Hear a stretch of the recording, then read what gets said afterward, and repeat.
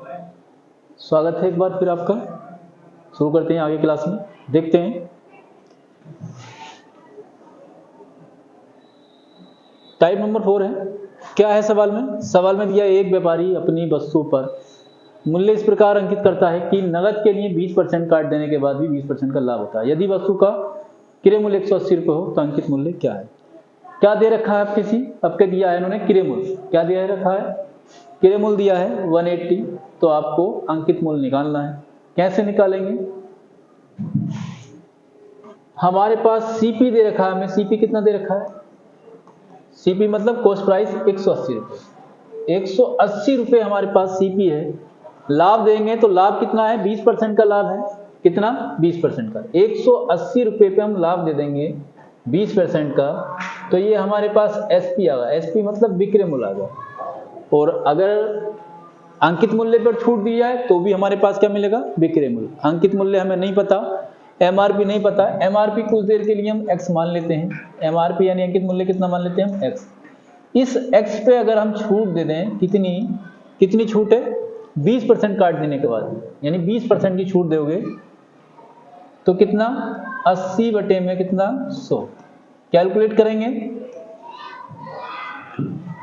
कितना आ जाएगा? 180 गुणा में 120 बटे में 80। 0 0 काटो, 4 दूनी 8, 4 तिया 12, 2 से काटो 15 बार,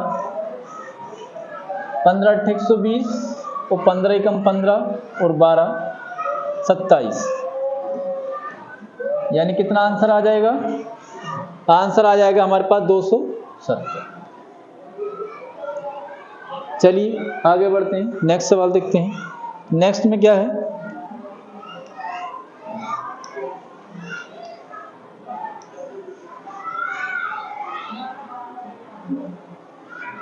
सेम पैटर्न है। क्या कहा सवाल में? सवाल पढ़ो एक बार। सवाल में कहा एक व्यापारी अपनी वस्तु पर इस प्रकार मूल्य अंकित करता है कि नगद के लिए 25% काट देने के बाद भी 20% का लाभ होता है। यदि वस्तु का क्रय मूल्य 600 रुपये हो तो वस्तु का अंकित मूल्य क्या है? क्रय मूल्य कितना है? 600 रुपये। क्रय मूल्य कितना है? 600 रुपये।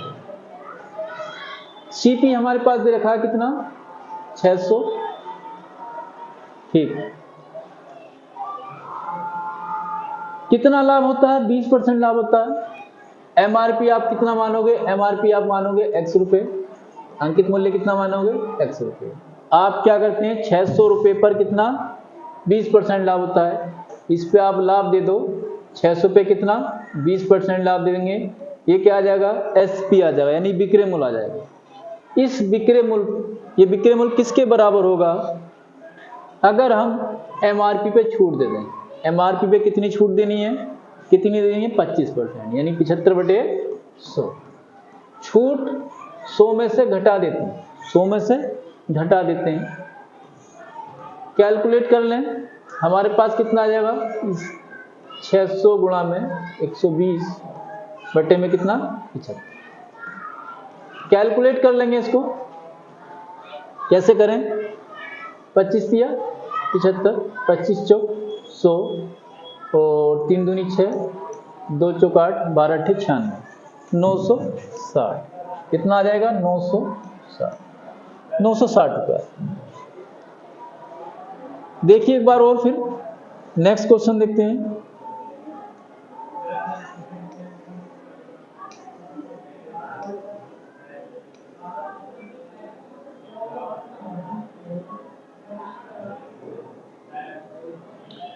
एक केतली का सूची मूल्य 36 रुपये है। इस पर 20% का बट्टा दिया जाता है। दूसरा बट्टा कितना दिया जाए जो मूल्य 259.20 रुपये हो?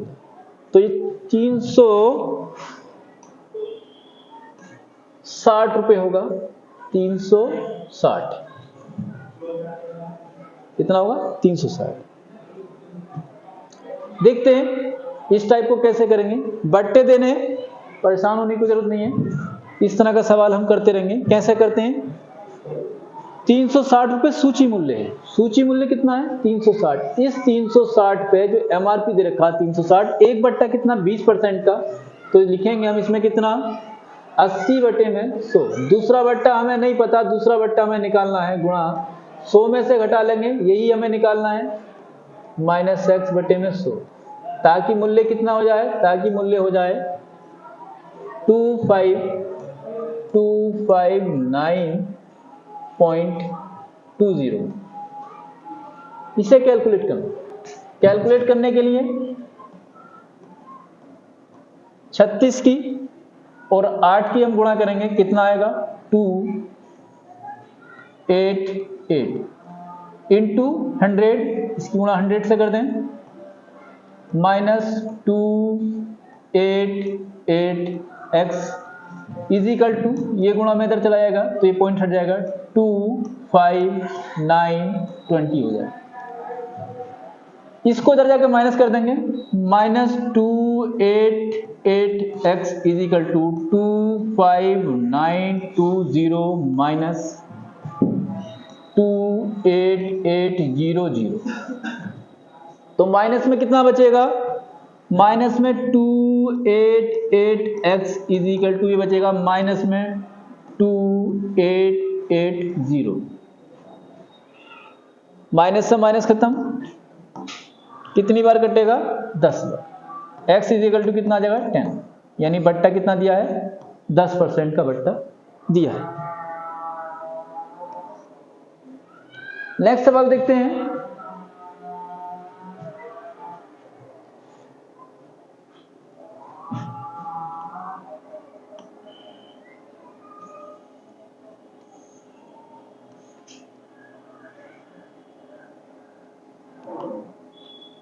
क्या कहा, एक फ्रिज का सूची मूल्य 24,000 रुपए है। फ्रिज का सूची मूल्य कितना है 24,000। इस पर 10% का बट्टा दिया जाता है। दूसरा बट्टा कितना दिया जाए ताकि इसका मूल्य 17,280 रुपए हो जाए। सेम पैटर्न है, सूची मूल्य यानी एमआरपी आपको दे रखा है, कितना एमआरपी दे रखा है 24,000 रुपए। एमआरपी कितना दे रखा है आपको 24,000। बट्टा देना, बट्टा कितना है, पहला बट्टा 10%, 10% का बट्टा है, इसका मतलब 100 में से घटा के लिख देंगे। 100 में से 10 घटाएंगे तो हमारे पास कितना आएगा 90 बटे में, कितना आएगा 90 बटे में 100। दूसरा बट्टा कितना है, दूसरा बट्टा कितना दिया है, दूसरा बट्टा कितना दिया है, मूल्य इतना हो जाए।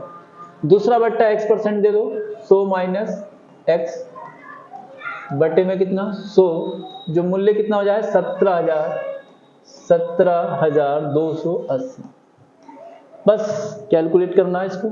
कैसे कैलकुलेट करें देखते हैं।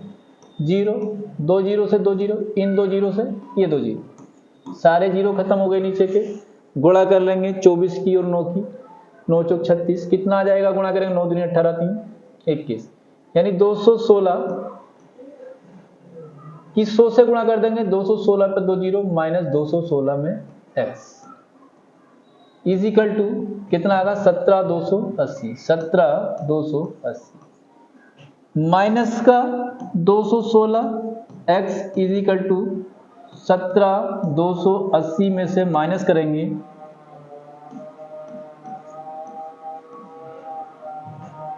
माइनस करने के बाद में कितना बचेगा देखते हैं। बड़ी संख्या में से घटा ले छोटी संख्या, 0, 16 में से 8 गए 8, यहां पे कितना बचा 0, 10 में से 2 गया कितना 8,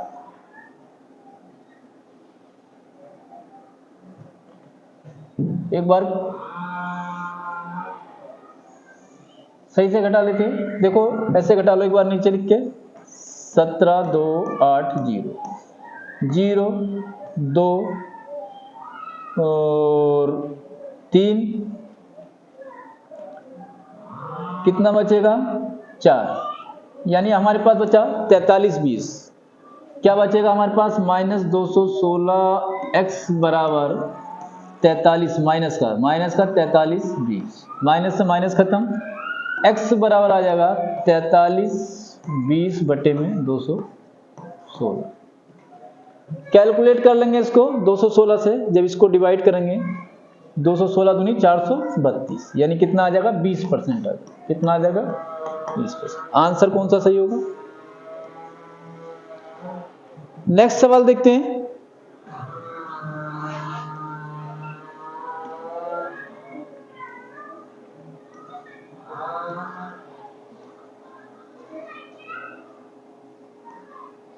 क्या कहा सवाल में?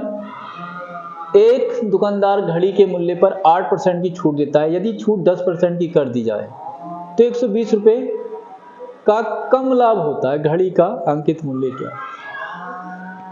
आसान सवाल है। दुकानदार है 8% की पहले छूट देता था, लेकिन अब छूट उसने क्या कर दी 10% की कर दी, तो लाभ में कमी हो गई कितनी? 120 रुपए की। इसका मतलब ये हुआ कि लाभ में कमी जो हुई वो किस वजह से हुई? ये 2% जो ज्यादा छूट दे दी इसकी वजह से हुई, यानी 2% के बराबर दे रखा है। 2% यूनिट जो दे रखी है वो किसके बराबर दे रखा है? 120 के बराबर दे रखा है। हमें अंकित मूल्य निकालना है। अंकित मूल्य कितना होगा? 100% होगा। 100% हमें कैलकुलेट करना है, निकालना है। इसकी गुणा है इधर, यानी 120 की गुणा कर देंगे हम किससे? 100 से। बराबर में इसको इस तरीके से लिखते हैं, 2 की गुणा किससे करेंगे? x से।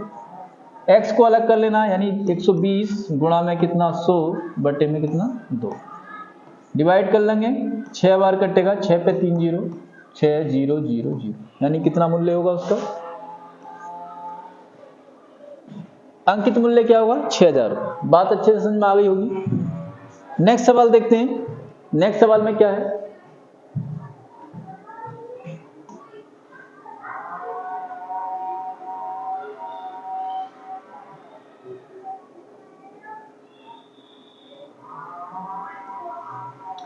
क्या कहा? एक दुकानदार घड़ी के मूल्य पर 15% की छूट की जगह 10% की छूट देता है। दुकानदार को 50 रुपए का लाभ होता है। किस वजह से होता है?